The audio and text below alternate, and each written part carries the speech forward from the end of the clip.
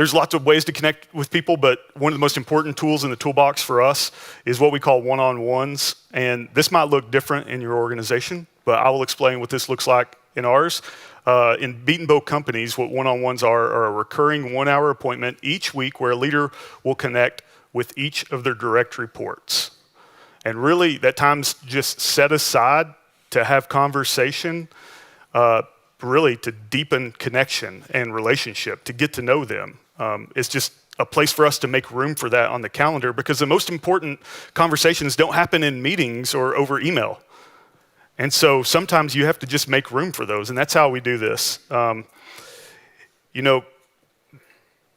a meaningful one-on-one looks like will vary from one person to another. They don't all look the same. In fact, the one-on-one me and Corey do every week, some weeks it looks different than other weeks, even with the same person. So there's not like formulas or recipes. You might get that theme. But I do think there's a few things that can set the stage for an effective one-on-one, like how to think about them. The first thing is it's their meeting. It's not your meeting, it's your team member's meeting. You don't know what they want to talk about most because you can't read their mind. So what we say is they bring the agenda. Like, as the leader, you don't bring the agenda. Gina, does that give you the hives a little bit? Like going into a meeting without an agenda, like what exactly are we doing here? Connection. Honestly, it's mostly casual conversation. You ask deeply profound questions like, how are you?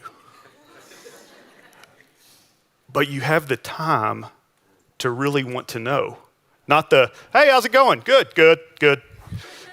Like we tend to do. How about we stop and say, how are you? And then ask it again. Right, Holly? Holly sometimes can pass me in the hall and say, how are you? And I know she wants to know. Like she's really asking, what if we did that for our people?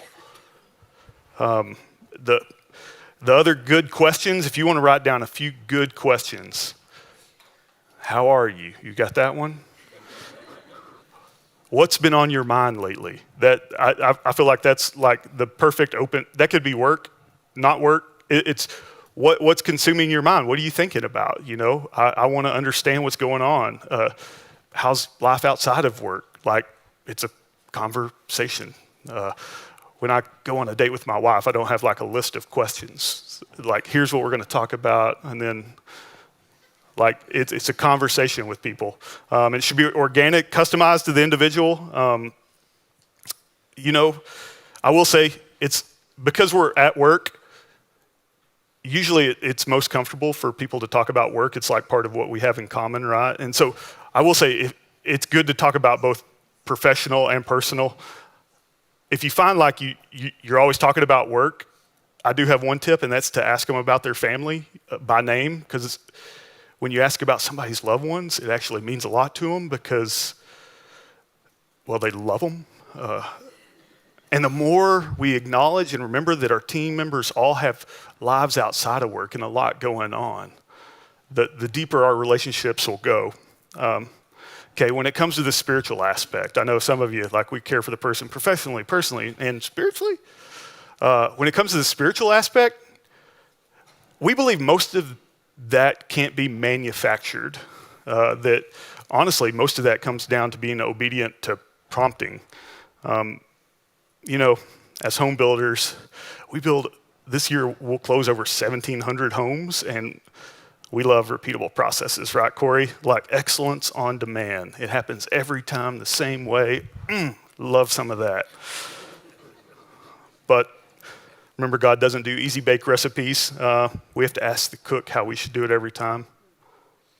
Some employees are more comfortable talking about faith than others. Just to be clear, not every person who works in Betenbough companies actually is a believer. We actually wouldn't want that. That's not the goal, to get in some holy huddle. We try to hire the best person for the job and then ask the Lord, how can I love this person the best? And we don't want this to ever feel forced on them. That was never Jesus' style. In fact, our hope is that they feel this more than they hear about it, that they could say that's my experience. But I will say you can and even should pray for them by name. Ask the Lord to give you a word for them.